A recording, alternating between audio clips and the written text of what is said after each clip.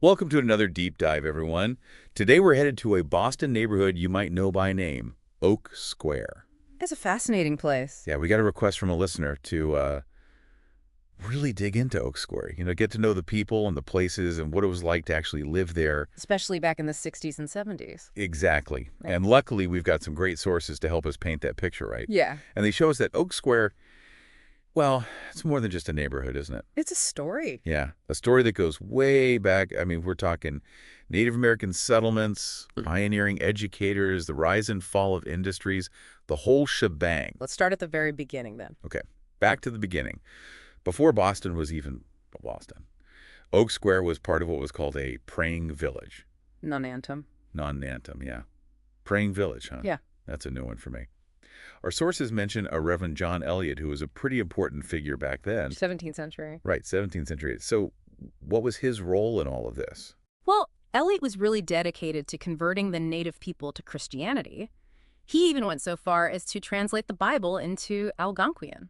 Wow, their language. That's quite a commitment. Talk about dedication, huh?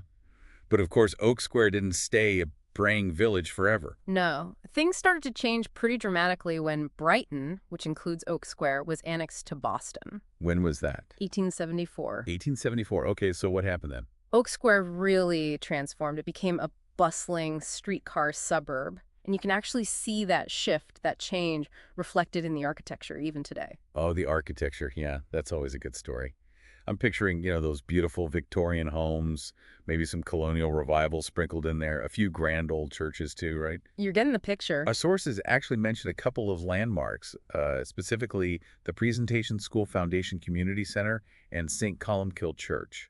What can you tell us about those? What role did they play in Oak Square's development? These buildings weren't just places to live or worship. They became real anchors of the community. The heart of it all. Yeah. And speaking of community, we can't forget about Brighton's deep commitment to education, right? A perfect example of that is the Oak Square School, built in 1894. Wait a minute. The Oak Square School. Like that Oak Square School, the one designed by Edmund Marsh Wheelwright. The very same. Wow. He's the architect behind the Longfellow Bridge, for our listeners who don't know. Quite a legacy. Yeah. That's quite a claim to fame for a neighborhood school. It really speaks to the ambition and vision that shaped Oak Square. It makes you wonder what it must have been like to be a student there back then. Sadly, that particular school building isn't there anymore. It's been repurposed into condominiums. Oh, wow. That's interesting. It kind of shows how things are always changing, even in a place with so much history. That's true. Yeah. And speaking of change, I bet the arrival of the electric streetcar in 1890 really shook things up in Oak Square. Oh, I bet it did. Tell me more about that. Well, with the streetcar, Oak Square was suddenly directly connected to the heart of Boston. So much easier to get around. Exactly. And that sparked a wave of development and attracted a whole bunch of new residents. Like who? Especially Irish and Italian families. They really started putting down roots in Oak Square. So new people, new energy. I'm guessing that also meant a need for, well, new places to gather, to be a community. You're right. Our sources mention Our Lady of the Presentation Church complex. Is that connected to this influx of new residents? Absolutely. That church complex was built between 1913 and 1920, and it was designed by McGinnis and Walsh. Oh, those famous Catholic Church architects. The very same. It was a direct response to the growing Catholic population in Oak Square. A real testament to how the neighborhood was changing. It's amazing how much history you can see just by looking at the buildings, isn't it? Right. It's like every era left its mark on Oak Square. And speaking of marks, that boom in population meant Oak Square needed more infrastructure. Of course, makes sense. More people, more needs.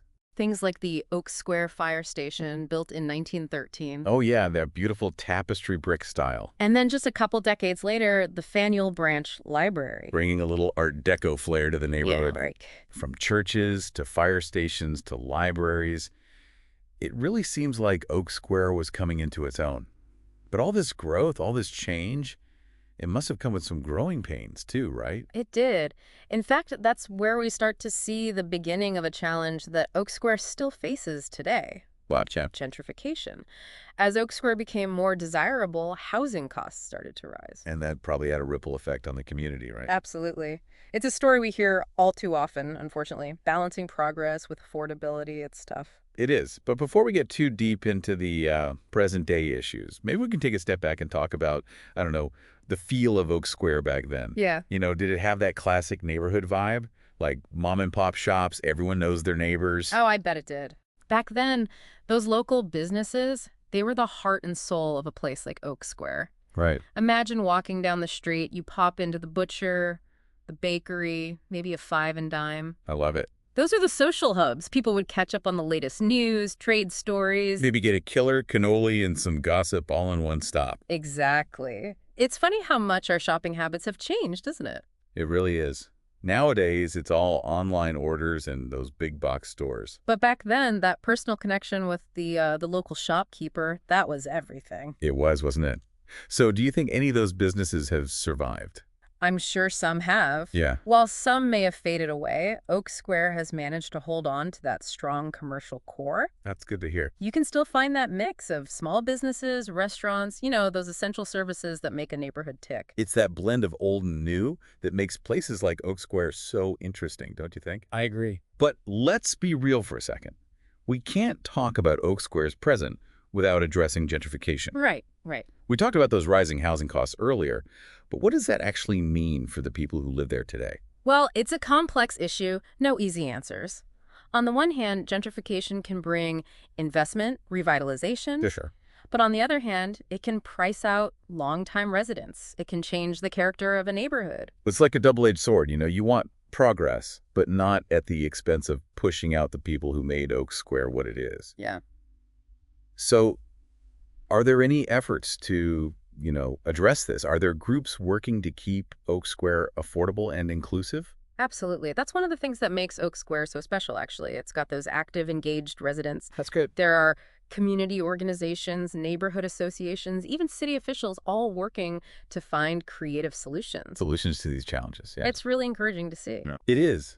So it sounds like there's a real fight to preserve the, I guess you could say, the heart and soul of Oak Square, while also making room for new people, new ideas. It's all about finding that balance. Balance, yeah. Between preserving the past and embracing the future. Honestly, that's a challenge that cities all over the world are facing these days. So true. What do you think we can learn from Oak Square's experience? Yeah. As our listener dives deeper into this neighborhood, what are the key takeaways? It really is a microcosm, isn't it? That whole tension between the past and the future, trying to hold on to what was once while figuring out what's next.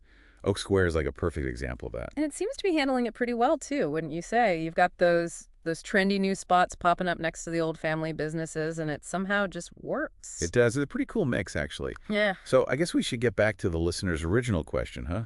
What was it really like to live in Oak Square back in the 60s and 70s? That's the million-dollar question, isn't it? It is. Our sources are a bit quiet on that era, unfortunately. But, I'm trying to picture it. I bet it felt very different from today. Oh, without a doubt. Imagine the trolley bells clanging, kids playing stickball on the street, the smell of fresh bread from the bakery down the block. Ah, that sounds amazing. It was probably a grittier place, more close-knit. Families knew each other for generations, that sort of thing.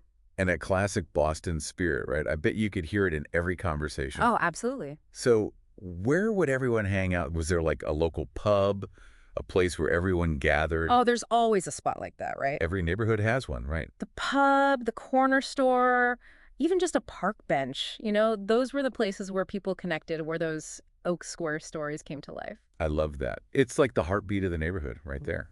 And now, well, it's a different kind of heartbeat, isn't it? It is. Oak Square today, it's still got that old school charm, but there's this fresh energy too. You've got students from Boston College mixing with families who've been there forever, plus all the newcomers who are discovering Oak Square for the first time. It's a fascinating mix, and it'll be interesting to see how those different groups shape the neighborhood's future. The question is, can Oak Square keep its roots while also embracing those new faces and ideas? From what we've seen, it definitely looks like there's a strong commitment to preserving what makes Oak Square special. Yeah. right? You've got the community groups fighting for affordable housing, residents who support those local businesses, and of course that undeniable Oak Squareness that just sort of permeates everything. That spirit is definitely there, yeah. It's in the way people care for each other, the pride they have in their neighborhood. It's really something. So as we wrap up our deep dive into Oak Square, we want to leave you with a thought. Think about your own neighborhood. What stories are hidden there, right under your nose? What's changing? What's staying the same? And how are you playing a part in all of it? Because at the end of the day, it's the people who make a place special. It doesn't matter if it's Oak Square or your own little corner of the world. You have the power to shape what happens next. That's a great point.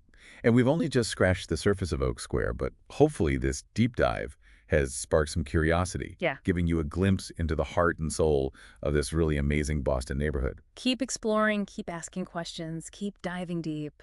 Who knows what you'll find? And until next time, happy diving, everyone.